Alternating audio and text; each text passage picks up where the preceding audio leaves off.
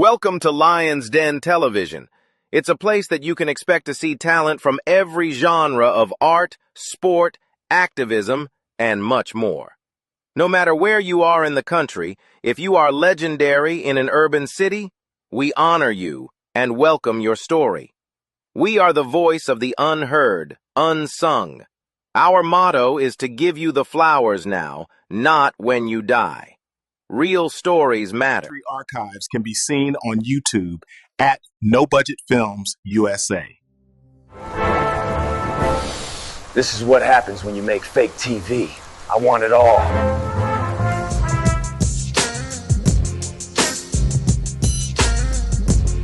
Love, fat sex. Let me bail before the eggs show up. 7 years old.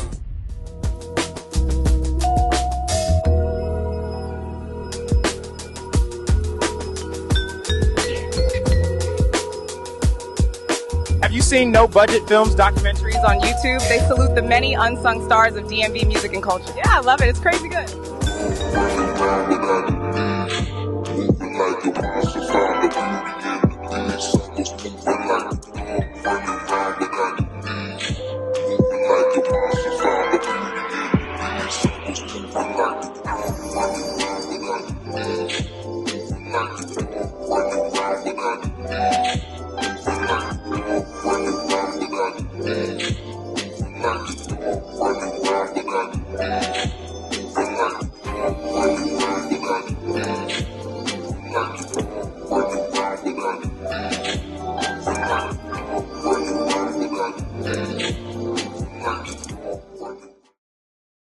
The name is Bond, James Bond.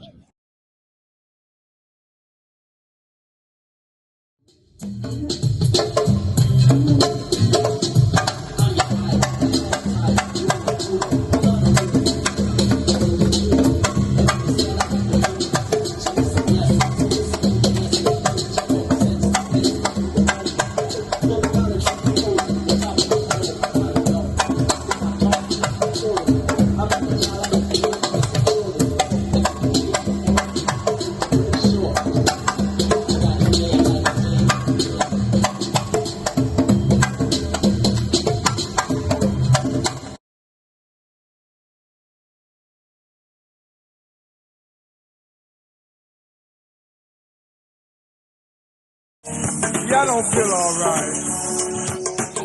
Huh? Y'all, you feel alright, people? Alright, what about you, Valentine, and the rest of the gang? Alright, then we want to tell you about the one-on-one then. Alright, is that alright? Is that alright with y'all? Alright, then it's alright with us as long as it's alright with y'all now. Alright? Let's go. Get it. Someone can't drive. You ready to jungle boogie? Y'all ready for jungle boogie down there? Huh? You ready for jungle boogie one? Is that one down there, baby? Oh, that's Nancy. Right on, baby. Good to see you, darling. All right, hey, look here. We're going to let jungle boogie do his thing down on the other end now.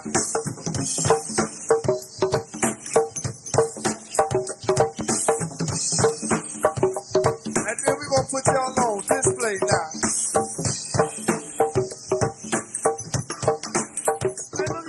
I'm just a man born in Washington, D.C. Mama moved to PG County, Maryland for a better life. I never let anything get in the way of my dreams. I hope you won't either. Welcome to the Tony Kennedy Welcome, everyone, and Happy New Year. I am Jerome Kennedy, and I want to welcome you to my show, Take a Ride Through the City. I have a very special guest today, and he's very dear to me and near to me. He's actually my cousin, and he's a very interesting guy. He's from the DMV area. He former athlete. He currently works with the youth, and he's an entrepreneur. And he's very well traveled throughout the country, promoting his business. So, without further ado, I want to introduce you to my cousin, Tony Kennedy. What's up, baby? What's up? What's going on? Oh man, it's just a pleasure to have you. And first of all, I want to say I'm glad to be back on LDTV. And also, LDTV, what we like to do is give folks their flowers for their community actions and their activism. Because as we like to say here, art is activism. So we like to give folks their flowers while they're still here. Also, I want to send a shout out to the Go-Go Awards last night. They did a magnificent job. Ron Moten and his crew, oh my God, they did an excellent job. So shout out to the Go-Go Awards. Came out in style for the 2026 Go-Go Awards. This celebration here, it honored the music's deep roots in the district and the people who are keeping it alive. Our Alexis Wainwright was on the red carpet.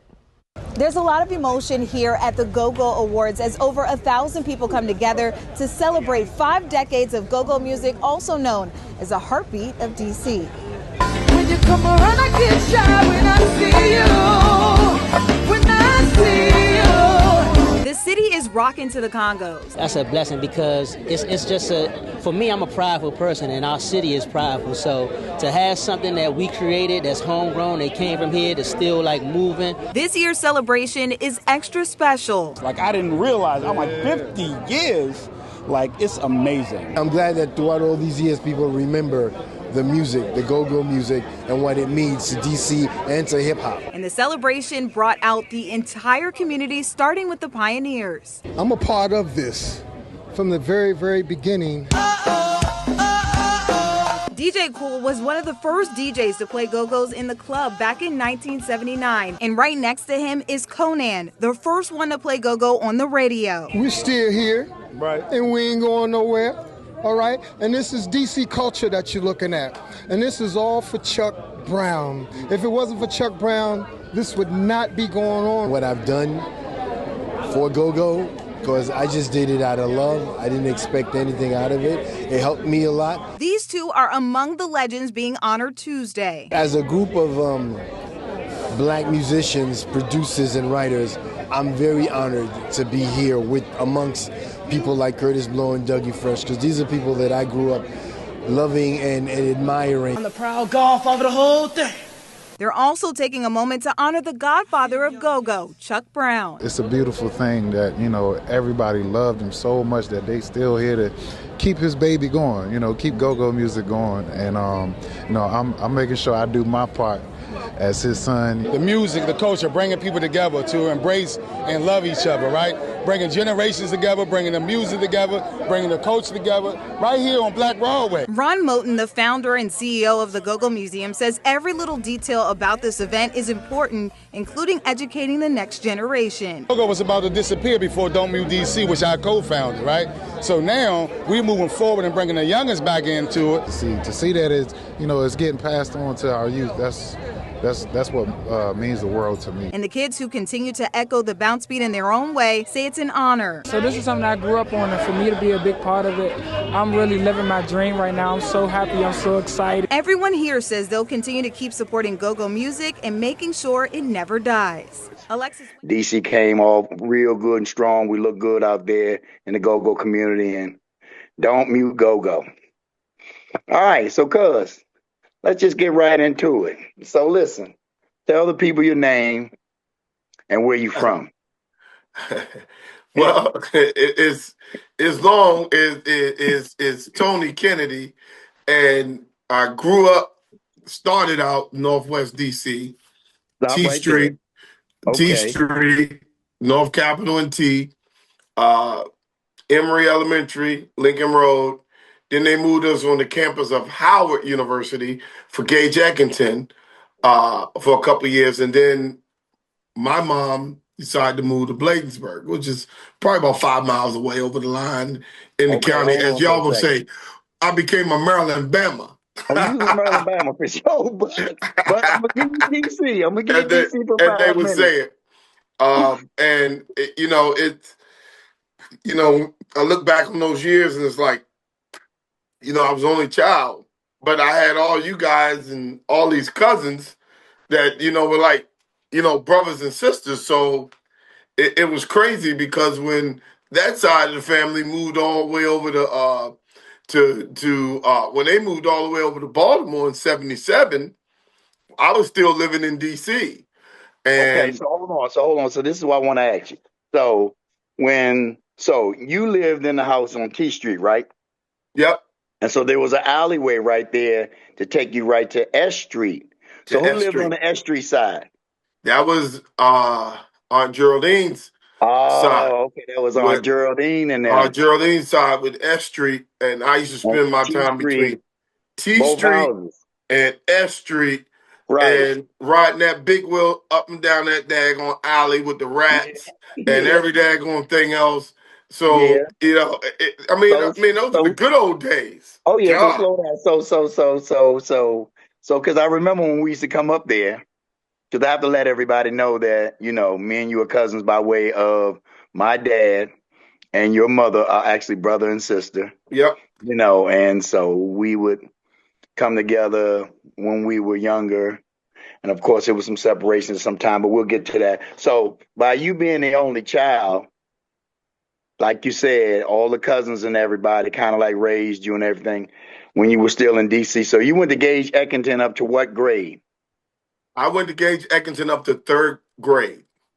Third grade? Up to third grade. And I'm gonna tell you, so all the people here, if you from the DMV, I'm about to bring you back to one of the craziest summers.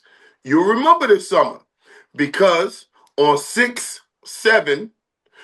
7th of 78 is when the Washington Bullets beat the Seattle Supersonics. Oh, right. Most valuable player here in the NBA Championship Series. And the celebration can begin in Washington. Dick Motta and Bernie Bickerstaff are embracing over there as the Washington Bullets jubilantly file off the floor. And the crowd here in Seattle, rather than booing, comes to its feet and gives both these teams a tremendous ovation. Freddie Brown and Wes Unseld shaking hands at midcourt. And it was the Washington Bullets prevailing, 105-99, the final score, as they file into their locker room. The commissioner of the NBA, Lawrence O'Brien, is here with some special guests. And, Commissioner, why don't you present this trophy? This is one of the great series of all time in the NBA, and it was played right down to the wire, and we can all be proud of the Supersonics, of course, tonight. And I'm very happy to be here. Take you way back. We were outside, and I never forget standing on the stoop in Northwest D.C. listening to all that gunfire, because remember, it was a late night game, and everybody was out there shooting guns and all kinds of, my grandma out there yelling at us, and we up there running up and down. God rest her soul. We running up and down the street, and I only had one more week in school, and that was my last week in D.C. public schools, was that week after the Bullets won the championship. Now, that's been 48 years ago, but... Okay, because I forgot to tell everybody he's a bit of a historian as well. Oh, I'm going to take you back I left now. that out. So by you being the only child, you was kind of like, you had it good, really. You had it real good. Yeah, that was the problem. Everybody thought I had it good, and my mom wasn't having that shit. And so she would whip me when people say you have it good. So I didn't have it good because everybody thought that you was the only child. But when you have cousins like that in a young age, you're really not an only child, because the only child is by yourself. You rarely see everybody. You see everybody on holidays. Man, back in the day, so everybody can understand, the old school church was all day Sunday. That means, Sunday school, regular church, and then you go eat, and then you come in for evening church. You had church on Tuesday night, and you had church on Friday. So all that time, and our Uncle Dallas was a preacher. So all that time I'm in church. Hold on. Well, don't leave out my dad. Yeah, your dad was living in Houston by that time. No, we remember when he had the church down on 5th and 8th Street. I was real little when he had that church. We used to live there practically. Yeah, I was every real Sunday little. We was dead. And then he would go out on that corner, 8th and H, right there by the Cocoa Club, with all them heathens, which I thought he was losing his mind, and stand out there and preach. But the one thing I always remember, and I used to be petrified, but the one thing I always remember, nobody bothered him. Like nobody. And he would stand on that corner and preach the word right there. And anybody who listening to this, if they know anything, they know about the Cocoa Club. They used to be right there on 8th and 8th Street, which is like the worst corner in America at that time. And I don't think it's the worst corner in America now, but back it ain't then, that bad. It ain't that great still, but it's come along since they cleaned it up. Way. So, yeah, they came a long way. So we taking people back to DC in the 70s, and then, you know, how everybody from the 70s moved to Maryland in the 80s because of Marion Barry and all the good jobs and everything else. At LDTV and No Budget Films, we salute urban art around the USA. The unheard voices that deserve to tell their stories live here. Just so people can understand, the reason why people, us blacks, were in D.C. is because we were redlined into D.C. They didn't allow us into Montgomery, PG, Northern Virginia. They redlined us, the banks. That's why they didn't give us loans. We got the good jobs in order to get out of that. In most areas, which y'all don't know, if we were in most areas, we were in this area, we all would have been stuck in D.C. all those years and not being able to buy because that's what they did to these neighborhoods. So when people talk about discrimination, people talk about stuff, that stuff wasn't that long ago. I'm only 55.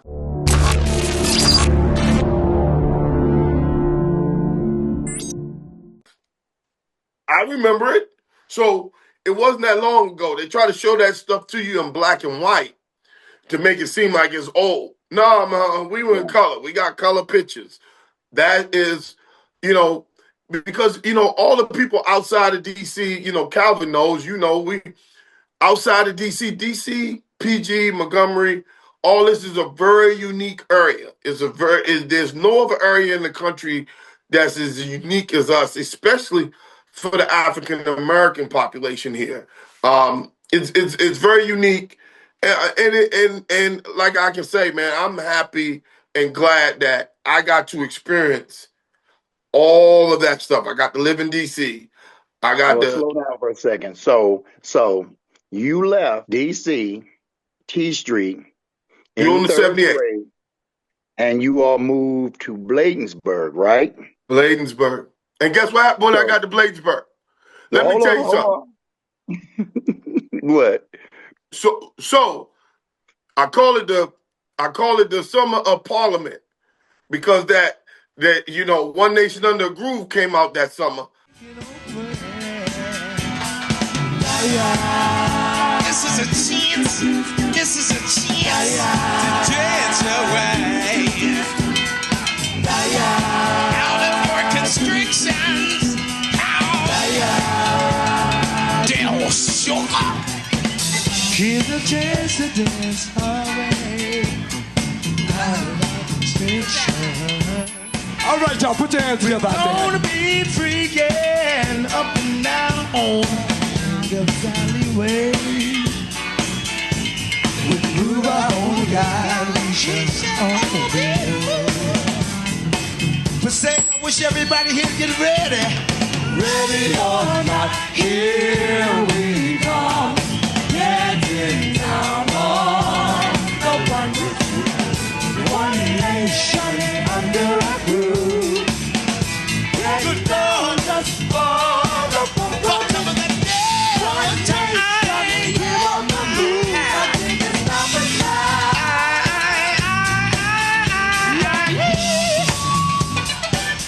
Come on. Don't fail me now. Giving you more of what you're falling for. Hey, please don't fail me now. Do you promise to fall? The whole ball, nothing but the ball. But say you got to swear you do. Ready or not, here we come. Getting down on the one which we believe in. I say, here's my chance to dance my way out of my constriction. All on top of your head. Everybody up here. Come on, y'all. If you're one nation, put your hands up there. Everybody, come on. Come on. Now we're going to keep it right here. We're going to do it one more time, everybody. Everybody, come on, come on. It's so high. Don't fail me down. Woo.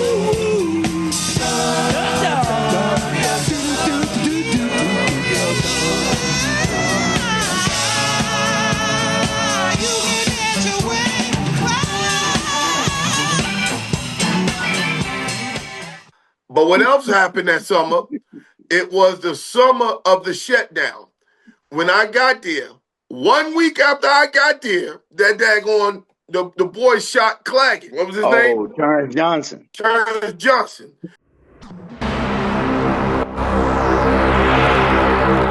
I think that people need to know what really happened. I'm not a cold-blooded killer.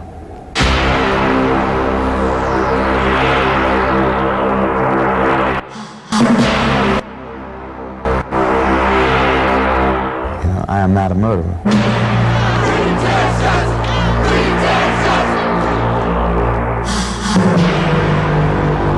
That experience will probably be with me, the rest of my life. You can't do this. I kept saying this over and over in my mind. And he said, well, what's your mother's name? And I think I said Helen or something. And I think I gave her a name. I don't remember whether or not I gave her a name. He said, what? I said, and I was sobbing, and so I mean, he might not have understood what I was saying, and that's when he said something. He said something to me, and I couldn't really understand it. But before I could even say anything or look up, that's when he kicked me again. And this time he kicked me in the groin, and I fell back, and all I could feel was the pain. And I didn't even really think that time. I mean, I just tried to pick up, I had the chair hand. I tried to pick up the chair and swing it at him. But before I could do that, several officers converged on me and knocked me into a corner. And the officer had his knee in my neck. Had his knee pressing down on the bone in my neck. And there's nothing you can really do at that point. My arm was twisted on the chair. I mean, I was just subdued at that point. There was nothing I could do. I wasn't resisting. I wasn't saying anything. I mean, I was hollering, other than hollering. But I wasn't resisting at that point. Whatever my intentions were at that point, when I picked up the chair, I wasn't doing any of that at that point. The officer continued to press down on my neck. And, the thing that hurt the most between that and my arm twisted up is these officers were kicking me and stomping me and hitting me with their fists.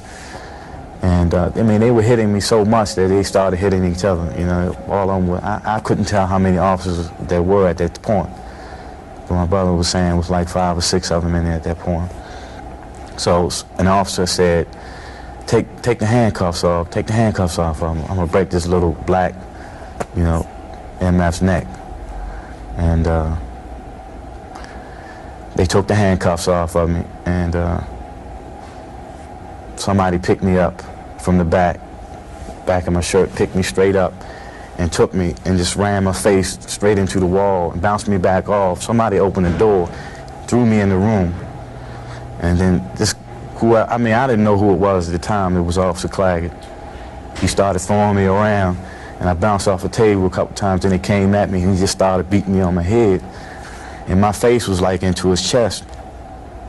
And he just started beating me on my head, beating me. And I could like at that point feel something coming down. It's like water or something. What was that? Blood. My head.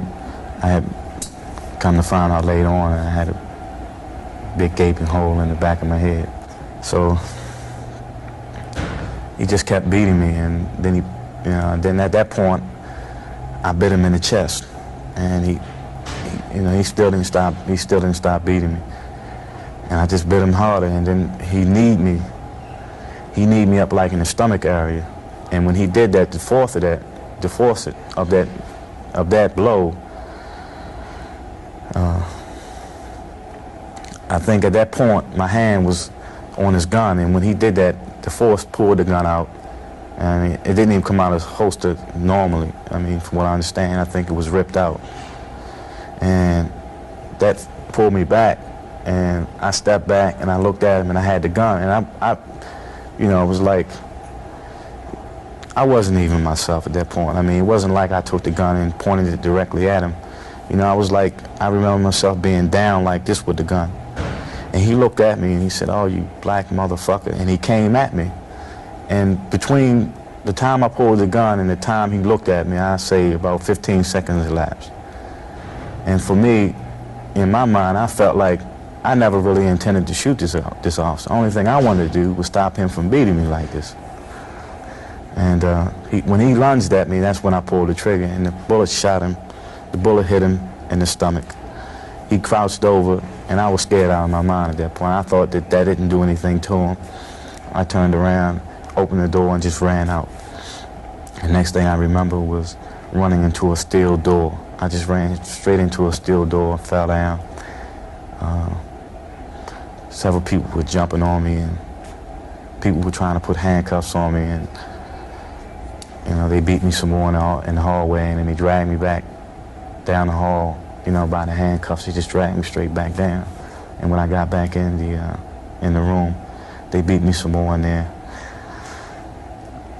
And it was just like this one black officer there, and I just thought that, you know, I mean, all up to this point, I had not even seen one black person in there. Then at this point, I thought that maybe he could stop them from beating me like this, and he just looked at me and just turned his head and walked away.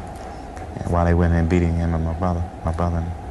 So you have no recollection of what happened from the time you hit that steel door and the time you fired that shot? No, none whatsoever. And that was during the time that Officer Swart? That was during the time when they claimed that I supposedly shot Officer Swartz. But I've lived just a long time now, and I've never, ever remembered shooting that. Even when I was being transported to the detective agency in Forestville, I said, while I was sitting in the police car, "I hope he's all right," and I meant Officer Claggett. He said, "What do you mean, him? There's two of them. Two of them are dead." And I started crying. And that's when they put us on Swartz, Claggett and Swartz. I will never forget that. And that's when they put us on a curfew. And really? So hold on. So slow down for a second. So you had to be very young to remember that, because I was in 9th grade. I was 8 when years that old. Occurred. Yeah, but I remember that, man. I mean, because me and Terrence was probably around the same age, and in fact, it's so funny you mention that, because I still got the newspaper clipping from that joint. And I just felt so bad for dude, because, you know, he was so young, pretty boy, all that mess, all the girls was crying over all on the news and current. I remember that. So, yeah. So listen, so when you got to Bladensburg, what school did you end up going to? Because you was only like, what, 3rd grade then? Yeah, I ended up going to Bladensburg Elementary. And I remember I couldn't get into school. I had to wait for my immunization stuff to come, and I had to get 2 more shots. When everybody was talking about all the stuff with the pandemic, I remember it. I had to get 2 more shots in order to be admitted into the PG County school. So this, when you hear about the vaccines and all that stuff, this stuff been going on a long time, man. I mean, that's why I was like, to get shot for measles and the mumps, all that stuff, and the vaccination mark we probably still have on our arms today. If the girls still got the vaccination mark, we know how old they are. Yeah. So look, so you got out there, and what kind of student were you in school? I mean, I was a decent student because I got a great memory, but I mean, B's and C's. It should have been A's because I have a great memory, so I should have been remembering all that stuff. But you know how it is. You want to go play with the girls. You want to go play sports. You want to do all the other stuff that you ain't supposed to be doing. You're supposed to be studying. And so, hey, man. So, how was the adjustment from D.C. to Maryland at that time? Well, back then it was kind of crazy because I went from playing tackle on cement to playing tackle on these nice fields and hanging in the creek and going through the woods and all that other stuff that I ain't never know we could do. Because you couldn't do that in D.C. So you done came up, huh? Came up like I don't know what. I mean, that was a big difference. I mean, Yeah. I Yeah, he mean, left us behind. We were still in Southeast playing on the concrete. playing on the concrete, And So, still. but you mentioned go-go. Hold So, on, slow down. No, don't get ahead of yourself. So we ain't gonna get ahead of ourselves. We're gonna get to that point. So you in elementary school now, you finally got affiliated with Maryland. You done came up, you see it's really nice out there. Nice grass in front of the homes, all that old shit we didn't have in DC. So now by this time, you probably leaving elementary school, headed off to junior high school, right? we So called what it, junior high school did you go to? no. Our age group, Was 82, middle 83, school. it was the first group they called middle school, which was terrible because 7th, 8th grade, I thought we were going Yeah. to get 7th, 8th, and 9th, Yeah. You didn't get your So, rites of passage. So and that here's the means you messed up thing. Bro, I could see the junior high school from my house. What school was They that? took me all the way over to Riverdale to go to William Wirt Middle School. Man, you talking about Hold on. mad? Where were you living at? Where were you living? I was living in Bladensburg on Newton What Street. on Newton Street? And the place was right, it was 2 blocks away. So What I was was that right school? by, What was that school? What was that that was school? Bladensburg Junior High. Everything in Bladensburg was Bladensburg Elementary, Junior, and Senior. Jesus And Christ. Couldn't they get put away from us it. way over there at this other daggone middle school. Man, I was so daggone mad because I had looked forward all these years. I'm like, man, hey, I get to walk the elementary, I get to walk the junior high, I can walk the senior high. So everything's walking distance. So did they bus y'all? No, they ain't, but yeah, they did bus us. They had to. We would have never made it to school. So you wasn't on your set then, so you probably got into a lot of fights and stuff. Well, because we had the Palmer Park dudes that were coming in, going to school. Well, of course, we had the Riverdale. You had the Highsville, Bladensburg. I mean, it wasn't that much in middle school. High school was different. So so did you so how did you eventually, now you in middle school, did they have a basketball team, football team or something? Did you play sports there? Man, did I? Man, that's it. Well, hold on, before you go any further, hold on, before you say that. How did you eventually get involved in sports?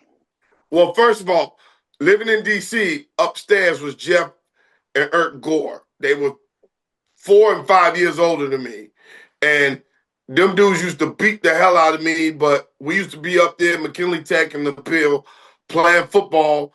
When we played, if we didn't play out front, we was at McKinley Tech off Lincoln Road on the backside. We used to be up there playing ball. I got into it then, and also your older brother, Joe, rest his soul. God rest his soul, yeah. He was playing football, and he used to come over the house, and he had his helmet. So I used to put his helmet on. Who he was playing for? He played for Woodson. So, yeah, man, I used to put his helmet on, and I used to be like, yeah. So, I used to run Joe around was on, with he this little was on helmet the on. first championship team with HD.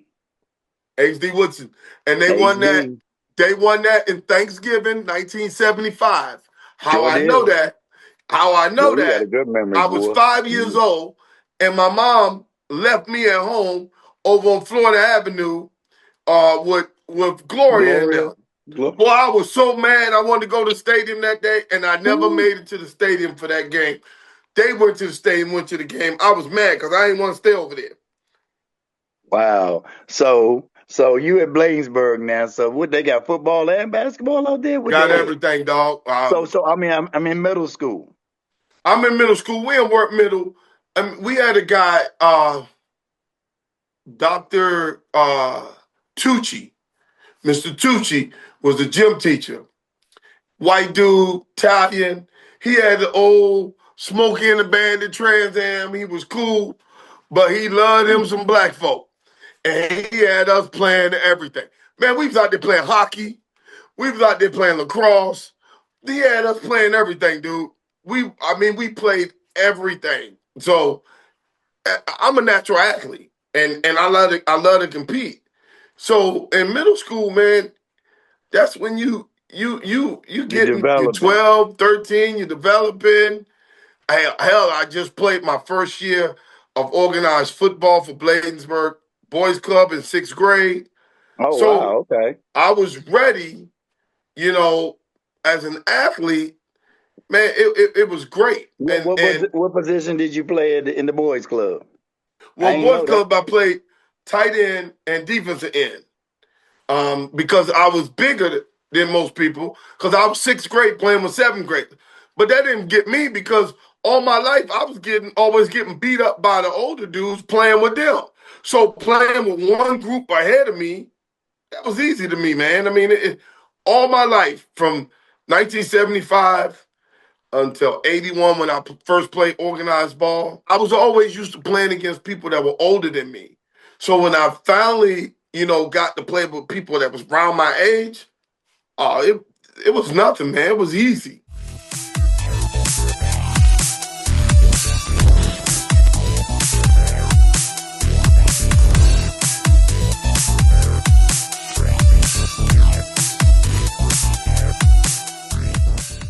It was easy.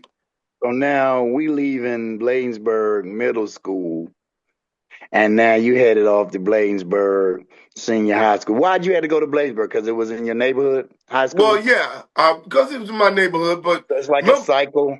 Remember, I was getting recruited hard by DeMatha. What I was telling people is that when you were at middle school? When I was in middle school, damn right. I was getting For real? Man, listen, they had it down where my parents would have to pay nothing but probably like $300 per semester. But I was like, man, I wanted to go to Bladensburg. I didn't want to be at an all-boys school. I wanted to be around girls. So that's smart, man, but not so smart. You should have went to But I understand you want to be in the neighborhood with your boys and, finish out where you started, which makes sense. You asking a kid, So by 9th grade, you head off to Bladensburg High School. Yeah, I head off. And you started playing ball there? Yes. So football, I scored like 30 touchdowns in JV. They moved me up to varsity. I played corner when I moved up to varsity as a freshman. I'm out there playing, but again, I was so used to playing against them dudes that it didn't. It was no sweat for me. Now I wasn't carrying the ball then, but I was playing defense.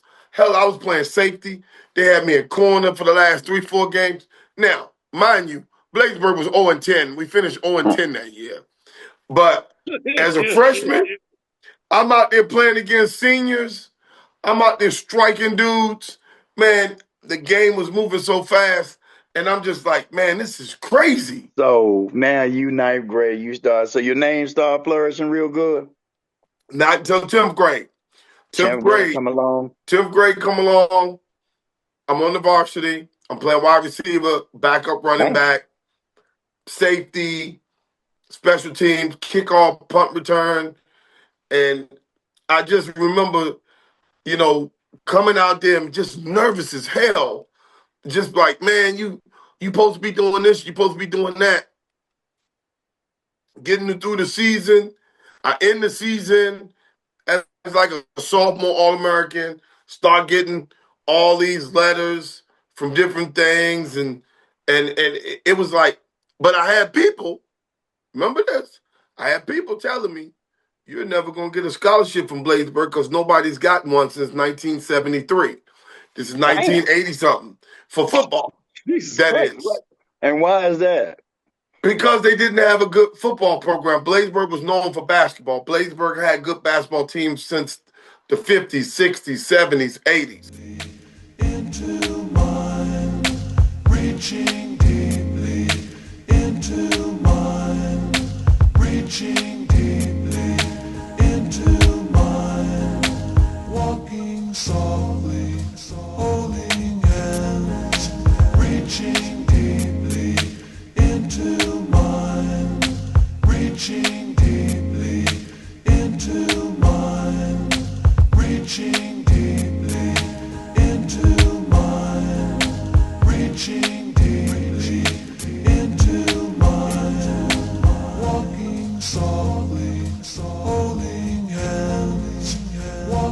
softly, holding hands, walking softly, holding hands, walking softly, holding hands, reaching deeply into mine, reaching deeply into mine, reaching deeply into mine, reaching deeply into mine, reaching deeply into mine, reaching deeply into mine, reaching deeply into mine, reaching deeply into mine, walking softly, holding hands, walking softly,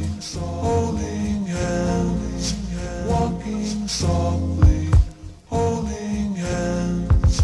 I've always had a good basketball team. They never had a good football team. So it was a challenge because fools told me you're never going to get a scholarship from Bladensburg. And I said, watch. So hold on for a second. So you can play basketball as well? Oh, hell yeah, dude. I dunk on you like Lenny. I Okay, dunk on you like Lenny. Rome. Now, look, this is my little sneak cameo, right? I wanted to get in. This is me on film. Listen. First of all, let me say this. Watching this is so nice and surreal, though. It's almost like my whole life is coming around full. Okay? Right. Now, first of all, you know you're the big cat. I call you Mr. Wilson. Okay? You know things you accomplished there. But this guy here, right? To see that he's your blood and how close you are. Listen, man. Tony Kennedy, one of the best. Let me tell you something, man. This guy was literally Ultraman. Okay, for real. Okay. He's humble here, but let me tell you something, man. What I love about him is this. I saw him, okay, in person. He did all the stuff he's supposed to do. Sit in front of the class, right? Stay clean off drugs. The era we grew up in was so hard for anybody to not get caught up, man. Listen, them 80s, when we was in school, because listen, you don't remember this, right? I was a guy who never wanted to get no shape for nothing. Nothing. Kennedy told me, right, and one he said, man, Coach Murphy cutting somebody today. So I'm sitting there, and Kennedy say, oh, it's gonna be you. He said, you know why? You don't want, he said, man, you must ain't take this serious, man. I'm sitting there looking at him like, because I'm like, dude, I'm saying because Tony was maybe dreaming about what he's doing, but he was doing. You know, I'm a straight up dude. Listen, man. Oh, for the dude was doing. Like I'm saying, like he was serious. His mind wasn't at Bladensburg. This guy played basketball with Lemuel. Hold on, slow down, because I wanted to tell us. And see, so and so it's funny because I didn't know all of this about my cousin at the time. Okay. So back to you, cuz. So now, 10th grade, you playing football, but then you decide to play basketball as well? Yeah, I played varsity basketball too. I started for a little bit. I was sixth man, coming off the bench, giving good time. I love to play defense. Bladensburg had a history of good basketball tradition, man. I mean, listen, man, my most memorable moment was going against them fools who won the state championship for Crossland, and we got down against them, Walt Williams and them. And I told them dudes, in order for us to come back, we got to get physical. Man, coach put me in the game. Man, I'm in there blocking shots, knocking people down. And they had this big dude offered. He went up for a dunk. I pushed him, dude. The gym cleared. We was in there throwing. I don't even know how we finished the game. But I would bring the toughness because I'm like, look, man, you ain't going to come here and bully us and beat us in front of all these girls. You know, we had honeys there. You ain't going to beat us in front of all these honeys like that. Dude, we used to, you talking about basketball in the DCIAA and the PG back then, the basketball nights, man, that was like showtime. DCIAA, PG games, oh man, that was showtime. When you talking about all the players, Remember, this is before all the privates. So on Friday nights, everybody was at somebody's game. That was Right, right. showtime to the high school kid.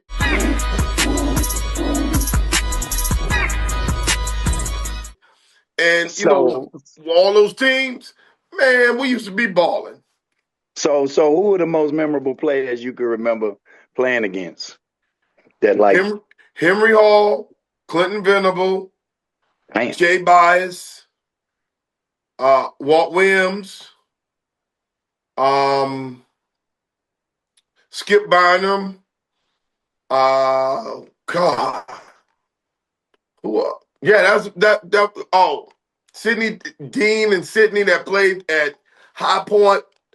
I mean, we had with some ballers in PG. I mean, straight ballers. So now you played all 3 years basketball too? Actually, I played 2. I started my 11th grade year. I played 10th and 11th grade year. By the time I got to senior year, they hired some goofball, and he did something in summer league. I cursed his ass out. Oh, you were done. And I didn't even play. And had I played my senior year, we would have won the state. And I can get all them people on there to tell you. I played my senior year, we would have won the state championship. And that's the only regret I have in sports is not playing my senior year. It's the only regret. Because they say you was a man out there dunking on people. That's my only regret. That's the only regret I have in sports history is not playing my senior year. Wrong. Have him name that team because was White Boy Doug on that team too? Well, White Boy Doug on our 11th grade team. That was our 11th grade team because he was a senior. The next year, when we had all them people coming back, they moved us down to AB. We weren't playing AA no more. We would have dominated all them. Brian Davis and all them, they didn't have anybody out there to hold them dudes accountable. Man, I had Brian and the rest of them dudes. We would have dogged the AB, and I always know who won the state championship. That Thomas Johnson School in Frederick. They got the state championship. They got my state championship up in their damn thing. Damn, you just go down and whoop some ass, cuz I swear to God, I'll go with your shit. Fuck them suckers. So anyway, so you didn't play basketball senior year, big regret. So now, senior football year, you still the man, right? Yep. Playing running back. Playing running back. They playing 11-man fronts. They had everybody on the line to stop me. So and they I still led the county in rushing and touchdowns. And they had everybody up there to stop me. Get out, cuz. It was terrible, man. So they was gunning for you every game? Every goddamn game. And you knew that. Every game, dude. Every game. Wow. So that's amazing. So now, by this time you about to graduate. Well, hold on for a second. Because you ain't really hang out much and party and hang out in the streets. Merle wasn't having that. So you were just strictly sports all day, every day. Well, first of all, so let's get it right. My mom is only 18 years older than me. So my mom, we kind of grew up together. I had the ability, I had the right to go hang out. It wasn't like I was doing. But if you know me, if a game is on, I'd rather stay home and watch the game than go out and go do all the crazy stuff because I am really a sports junkie. So it doesn't make a difference whether it's golf, tennis, horse racing, cricket, baseball, basketball, wrestling, any of that stuff. I was a sports junkie. So I would rather stay home, especially after we can order pizza at home. I'd rather stay home, eat pizza, and watch games. Right. When we couldn't go to Shakey's no more and we had to order the Domino's, I'd rather stay home, order Domino's, watch a game. Hey, and Shakey's was the joint, too. Shakey's was a joint, dog. We can go way back now. Shakey's was a joint. Shakey's was a joint. That was my... Now, that's when I hung out with some Maryland Bama's. I ain't for you. Yep. Shakey's was a joint. Shakey's was a joint. I'll give you that for sure.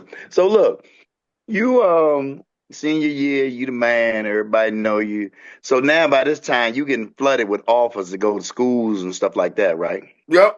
Yeah, they flooding you. I know they flooding you. I had about 30 to 40 offers for schools. And that's anywhere between Division 1AA to D1.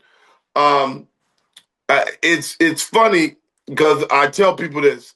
So July of '87, I was at camp and I got a call. And I got the call that your brother had been killed. What was the date? It was July '87. July '87. So guess where I was? I was at Virginia Tech. So I find out there. This is July '87. Hold on for a second. Before you go there, yeah, it was July '87. So how did you end up picking, through all the offers you had, how did you end up picking Virginia Tech? I'm telling you that right now. So July '87, when I was at a football camp at Virginia Tech, they called me. My mom told me what happened. Boom, boom, boom. So I get through the season.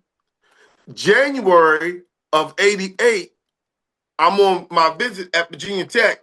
I get another call. One of my best buddies got shot and killed over there in Landover. And each time I was at Virginia Tech, that day when I hung that phone up, I looked outside and I looked around. I said, this is my school. That's how I picked Virginia Tech.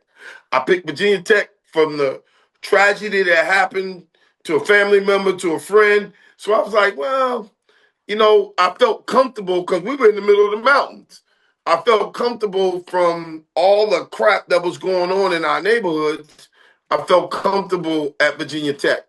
And both times, I guess it was the Lord talking to me saying, hey, this is where you need to be. Okay. That's how I picked Tech. Did you have any other places in mind? West Virginia, Maryland, UVA, Georgia Tech, Syracuse. Okay, but Virginia Tech just held you. Virginia Tech helped me because of those two shootings, man. I didn't even cancel my trip to Georgia Tech after that. What? No. Your friends joined or my brother? My friends. Okay. Because that was in January. That was in January.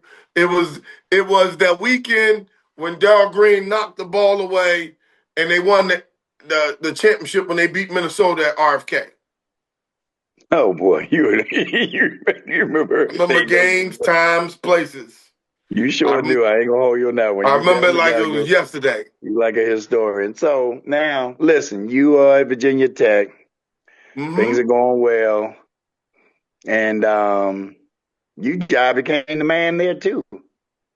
Yeah, I mean, but when you get there, when I got there, I was 7th on the depth chart. I got redshirted, you know, which was good because, man, I was just a raw talent. I didn't have the coaching and all the other stuff that the other kids had coming, you know, even as a talent. And that's why I tell people it's about how you develop talent.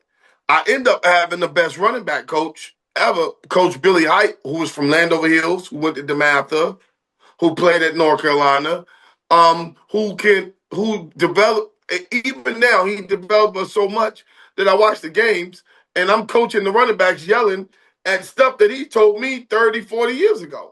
Okay, so the Cowboy stuff started back in 1975 on Nicholson Street, Northwest Washington, D.C. My cousin, David, was a daggone Redskin fan. And I didn't want anything to do with whatever team he liked. And Dallas was playing, and that was his dad's name. And I was like, oh, Dallas. Dallas Cowboys. And I started watching Dallas that fall. And what happened in December that year, that was the Hail Mary. That was my first Dallas playoff game, was the Hail Mary against Minnesota. 4th down, 17. Rodgers going down here, Drew Pearson. And did he make the catch? He did. He made the catch. 32 seconds left. He is going to throw. Drew Pearson. He got it. Touchdown. I didn't know they had it for a while. Got the ball back. I don't believe it. He just threw the ball over the scoreboard. I don't believe it. The ball was thrown short, and the defender was not watching, and Pearson came back to make the catch for it. Boy, what a play that was. What a ball game, huh? So the Dallas Cowboys move in to the championship game. That's when I became a Cowboy fan. And that's how I became a Cowboy fan, because of my cousins and them love for the Redskins, and I ain't like anything they like because they used to beat me up. So I ain't want to cheer for nothing that they got. Your life been ruined ever since. Stealing bitch ass boys. I tell you. Sing that song. We stealing bitch ass boys. Go ahead. Hey, look, I'm about to get Tony. Hey, Tony, I want you to turn states with us for a minute. This guy, Rome Kennedy, seems to have some mysterious Redskin paraphernalia in his collections. Was he one of those cousins that was a Redskin fan? I do. Yeah, he a Skins fan. No, he a exactly. Skins fan. Let me be clear now. Raiders my ass. Okay, no, okay. listen. No. Now, if you want to get technical, back with the electric football men now. Let's go. Let's be clear. My two best teams, Redskins and Raiders. Now, I had a host of teams, but Redskins was always my team, and the Raiders my AFC team. But when the Redskins cut Doug Williams and Art Monk, they cut my black ass too. Ever since then, I was through. So, I still got some skin shit in here. It's just up in the closet, tucked away, probably with dust on it and shit. It got you know what? Damn. Oh, God. There you go. See, there you go. I'm lying to you. I got one right here, but we know. I had to get this dude because no. Hey, look who it is. Closet Redskin to this day. No. Yeah, he got all that skin stuff over there. To this day, though. No. To this day, sir. Look. It's because of him. Come on, man. He should have been a Raider. Don't do that to us, dog. Sean Taylor. See, you know where it came. I know you ain't telling me that. You know where it came from, right? Huh? He came from the U. You got major love, Ken. When you put that stuff you got on, I'm sideways. Let that be known. Came from you. Sideways, y'all too. That's the side. Love him all the way around from the floor up, man. I saw this dude. I used to sit behind him in French class. Just to be near that. Tony was like that, man. Trust me. I mean, that's the facts. You can look that up. Okay, I ain't mad at you. Me and my cousin, I was starting to hear things about He know it, though. I used to start watching. What you have to understand is the love for sports, the love for competition, right? The love to just compete, and that's what I'm not seeing in some of these dudes. They push them from their parents. Their parents want to compete, but do you really want to compete? We would compete neighborhood football, us versus Mattapony, us versus Carter City, us versus Macbeth. We would compete in football everywhere and play neighborhoods, man. I mean, even when I was even at 7 years old, our little neighborhood T Street, we were going up to play Todd Place. We were going around to play Quincy Place. We would compete against all these neighborhoods, even back in D.C., and I'm just 6 and 7 years old, dude. Come on, man. You always been a sports junkie. I'll give you that one. So now you're at Tech, and you finally, because I remember like maybe your senior year or junior year, you were in the backfield with Von Hepburn. Mm-hmm. I remember that. Because I remember when he left, he went all to the Eagles and played in the Super Bowl. The Eagles, then he went to Denver, won 2 Super Bowls.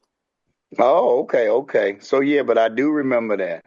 So now that you at Tech, you find at the end of your career, which was a lustrous career, by the way. Because you're in that book, by the way. What's the name of that book you're in? What It Means to Be a Hokie. Right, yeah. Is that still on the market? Yeah, it's still out there. What It Means to Be a Hokie is let folks know that is a book. It calls Virginia Tech's greatest players, and they pick. It's all subjective. I mean, but you in there? I'm in there. That's all that matters. I made the 100th anniversary team of Virginia Tech. I mean, all that stuff is subjective, man. Because what we did at Tech was build what you used to see up in a couple years ago when they went on the bowl streak of 20-something straight years of bowl. I mean, that's just consistency. But what I tell people all the time is, I always tell people that Bladensburg prepared me to go on to do bigger and better things. Because at Bladensburg, I only won 8 high school football games in 4 years. 8 games. You can do the math. That's 2 games a year. So nothing ever went my way as far as winning. But do you still come back and practice hard and compete and have a bigger picture and see a bigger picture? I get to Virginia Tech. They just won the Peach Bowl 2 years ago, and then they go on probation. So my whole time at Virginia Tech, I lose 50 scholarship players. We're playing with one arm tied behind our back, playing against the best. We're playing against the best schedule known to man, and we still out there going 6-4-1, 6-5 with a half team.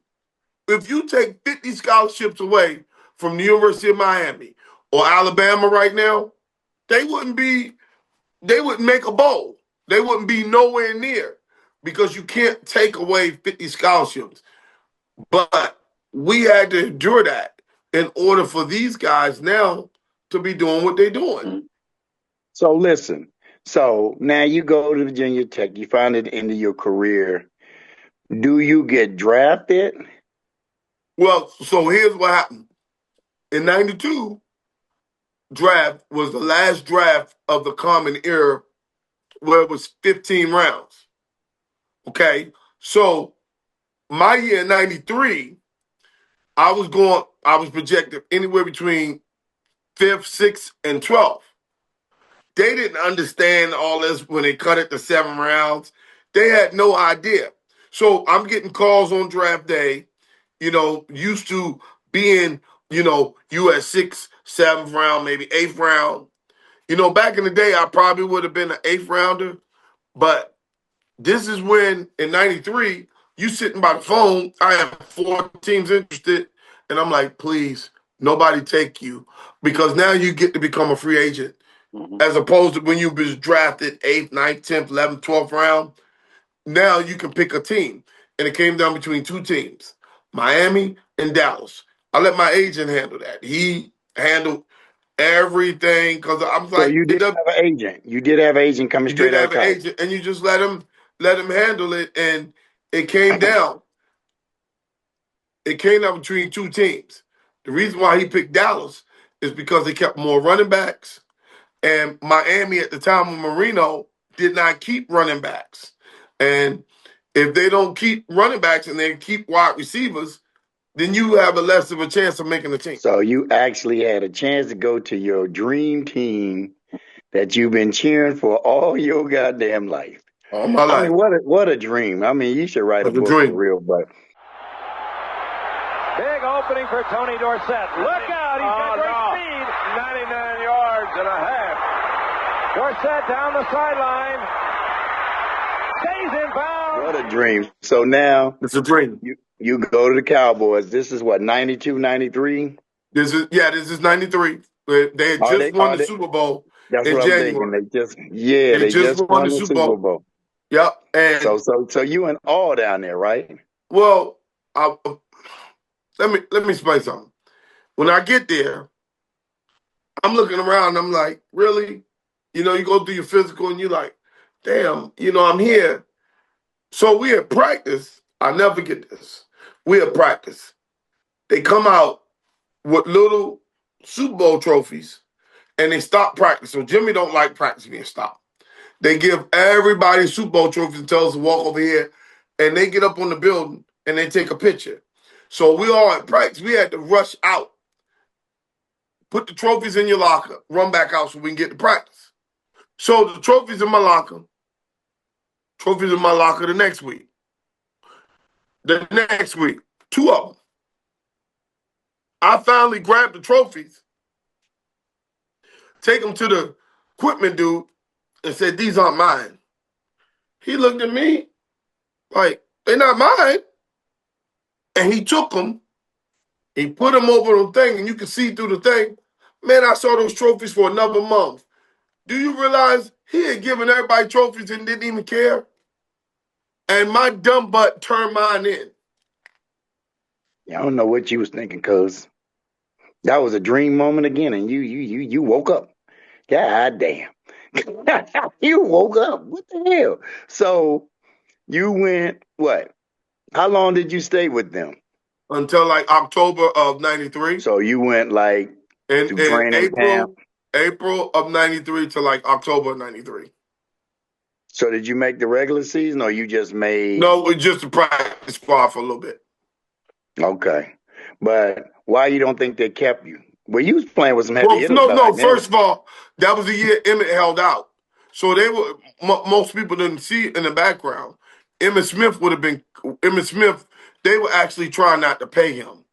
So if Dallas didn't lose we didn't lose the first 2 games. He would have probably not ever got his money. But they went and got to do Lassick second round. They got him second round because they wanted him to start. But it wasn't Emmett. And when I tell people, if all of us would have had a fair chance to compete for the backup, I would have been on that team. Because now you have a fair chance. You play special teams, your salary's low, and you can make the team. So, I mean, NFL, man, I tell people all the time, is a game of numbers. I'm on it that Jimmy Johnson saw my tape and thought I was good enough to play for them. Were you, so they cut you at the last round or something like that? No, what happened to him, you can get cut, and then they can pick a practice squad on and off, back or whatever. And then as people get hurt, people don't understand. So you get a 53-man roster. You got 8 inactive players. But then you also have a taxi squad, they used to call it, practice squad. So just letting everybody know that's how the NFL is set. And people on the practice squad make money, practice, you go over each other plays. So when you guys see the reason why the playoffs are so tough is because the teams get to spend 100% of the time on the next team. When you're doing the season, you only spend 75% of the time on the team you're about to play. You spend a 25% on the other teams that you're about to play later. So in the playoffs, can't do that. You 100% focus on that team because there's no other game. So, I mean, those are things that most people don't know, and I try to tell guys that, that's why the playoff games are so much harder because there is 100% of it on you.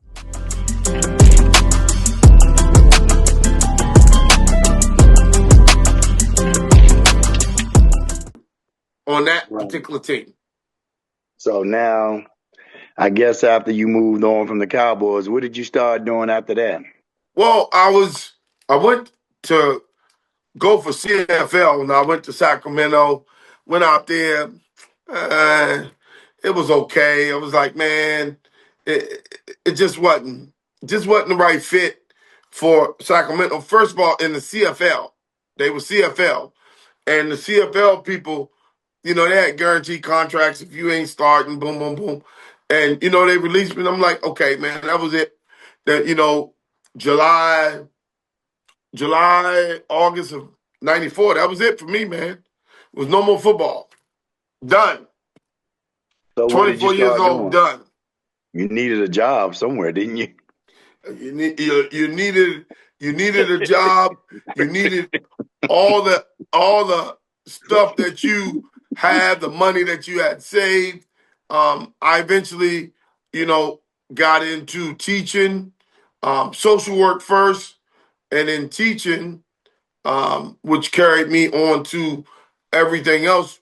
I knew I had to be around sports because that's my life. And most people don't know how to make those into something that you can get paid from. They don't know how to transition. It's going to be a little easier now because the guys got NIL deals, so they should be able to be able to put some money away, get a house, set up, start a family, do whatever. Back then, man, you finish. You finish. And, it's people that get depressed from that stuff. Luckily, I got into, went back to school, finished my degree, got my master's, went and got into social work, started teaching, started my company to run games, Crab Bowl, I-95, all that stuff. So tell us. So now you finished teaching. When did you start getting into like? Because I was with you when you did the first one. What was it? The Crab Bowl? The I I-95 ninety five kickoff. kickoff. That was in Right. September of 2010. So how'd you come up with that idea? Because I got tired of hearing people from Baltimore and DC argue about who was best. So I took the Baltimore private schools against the DC private schools and put them all in one day to see who was the best at Towson University. It was an all-star. I was there. The inauguration game. Yep. In fact, I was working. Hell, But the crab bowl had already been invented by two guys, and I came in the second year, and that was about to be extinct because the coaches were trying to kill that game. So I stepped in on the other side and said, man, you can't kill this all-star game, Scrab Bowl, because I had already thought of a game like that. And then when I came in, these guys here, and then I eventually started taking that game over. So I had the Crab Bowl and the I-95 Kickoff Classic and the Patriot Classic. So hold on now. Let's go back for a sec, because I remember when you did the Eagle Bank Bowl. That was the bowl that when I stopped teaching, I came in to help those guys with the bowl. Eagle Bank Bowl is which became it was the Congressional Bowl, Eagle Bank Bowl, and it became the Military Bowl. Well, I was just there last week. Wow. Yeah, right, it's the same. Yeah, same people. Same people. Yep. And I came in.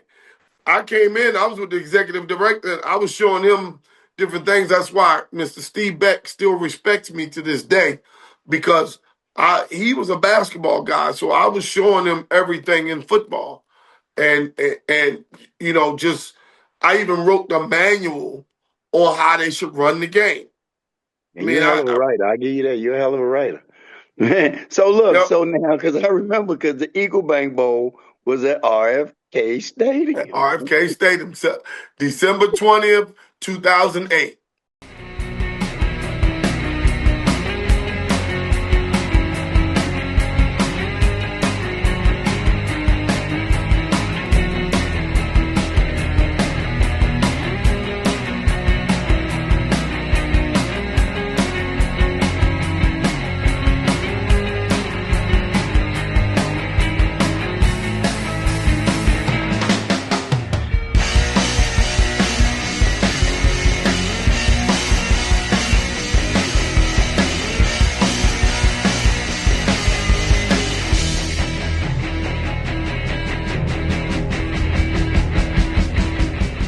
Right. So what teams were there? Because I know I was at the game. It was Wake Forest versus Navy, and it was cold as hell.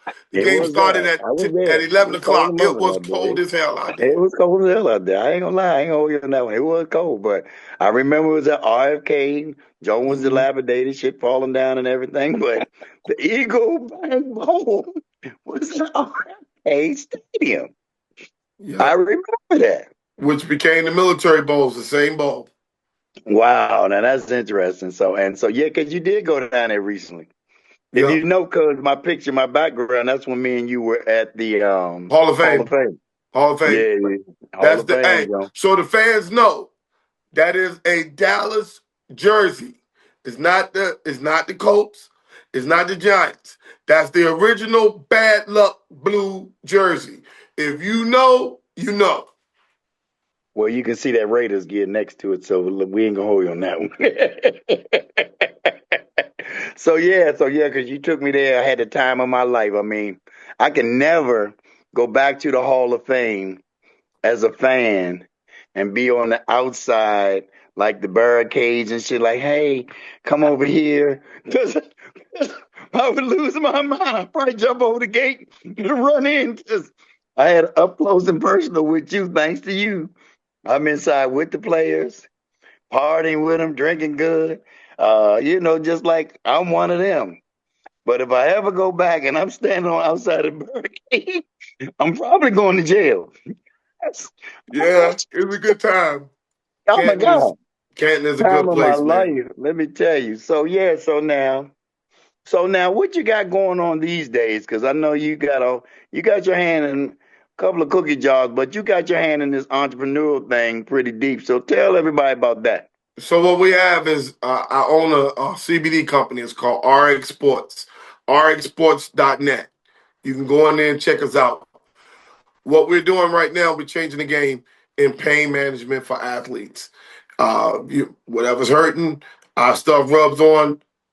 Usually it's gone within 1 to 5 minutes. Our stuff is the best stuff in the world. We're going after the Olympics. QVC's talking to us. All the Virginia Tech, Temple, University of Pennsylvania.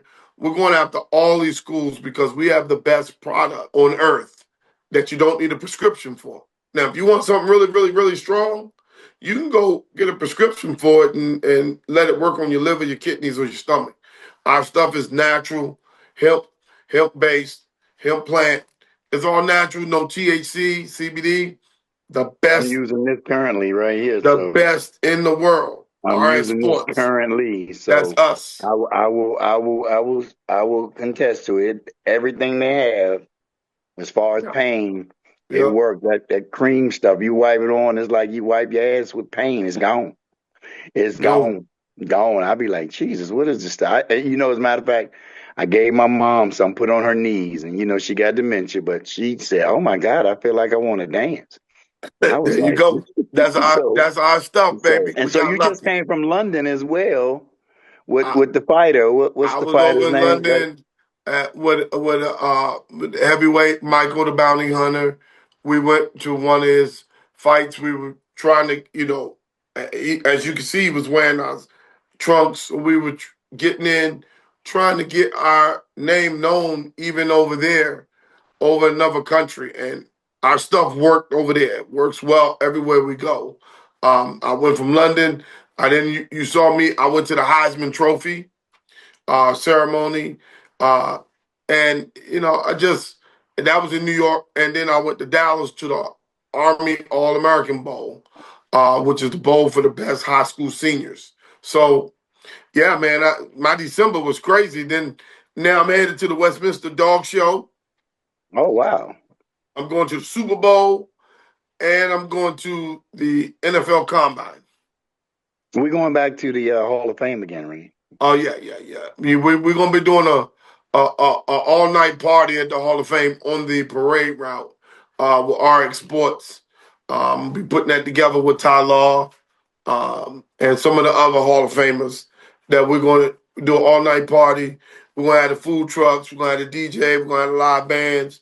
We're gonna be out there all night. Hold on, I'm dressed. Hold on. Oh, you get busy one time. Okay, I see you, boy. You keep that Ray Essence. Hey, man. RE for life, baby. RE for life. RE for life, baby. Just came from seeing him, actually, December 28th. Panorama Room, baby. Panorama Room. That's the home front, baby. That's always my end of the year party. Okay, so we're going to wrap it up, cuz we had a great conversation. I think people want to probably know who you are if they don't already, but I'm glad they get a chance to hear your story. I'm just a regular dude, little kid riding his big wheel on T Street, riding his big wheel on T Street and still mad at all dudes your age because y'all used to be on those mini bikes. Man, till this day, I still want one of them damn mini bikes with the damn lawnmower engines. That was a DC thing right there, the mini bikes. Ain't nothing been more DC than the mini bike. I never had one either, nigga, so I know the feeling. And man, the mini bikes were nice, weren't they? I ended up getting up dirt bikes and stuff like that. But. And then also the 5 speeds. Oh, yeah. I used to love the 5 speeds. Not the Ross Apollo 5 speeds. Yes, indeed. The Ross Apollo 5 speeds. The joint used to be on Wonderama. Yep. With the Ultraman and the Johnny Sacco. Come on, man. What you know about that? Come on, man. I go way back with all that stuff, man. I take you back. Yeah, y'all had the Genos right down Florida Avenue. Florida Avenue. Remember, Aunt Gloria worked in there. It was three things down from her house. Man, we used to eat Genos all the time. She's right down Florida Avenue. That house right there, right down the street. She was 3 houses down from the Genos. Wow. Well, I didn't know she worked, but I know they live right down the street from that joint. Yep. Yeah. So listen, man, what do you want to tell the people before you leave us? Hey man, you know, if you looking for something to help you with your sleep, your energy, your information, your pain, all that stuff naturally, hit us, rxsports.net. I want people to be on the natural thing and the natural high. And we ain't expensive. We're one of the only black CBD companies in the country. There's only like 1% of us that's doing CBD. Now remember, CBD and cannabis is different. We're CBD without THC. You won't get fired from your job. You won't get any of that stuff. Come holler at us. And it was nice being on here. It's nice to be appreciated. It's nice to do all this because, you know, you just grind and you don't see all that junk. And, you know, you forget you play, you know, because it's you worried about trying to help others. So, you know. Well, you definitely was a player, and Calvin will contest to that as well. Appreciate you, Calvin. Eyewitness for Appreciate you, sure. brother. He was right there in the class with you. We had fun back in Bladensburg, baby. Appreciate it, man. It was. What did y'all call it? The blade? The blade. Be careful, that blade might cut you. Oh, God. Here we go. From out of Washington, D.C.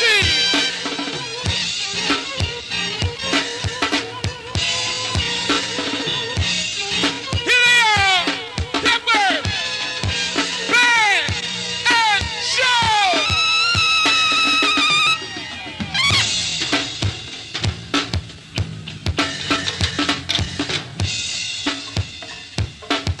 Hey, fellas. I say, hey, fellas. Yeah, John. What's that thing they doing, y'all? The Smurf. I heard they doing a Smurf, y'all. No, they doing something on the wall. No, man, they doing a Smurf. Something on the wall, John. Listen, what's that thing that they doing?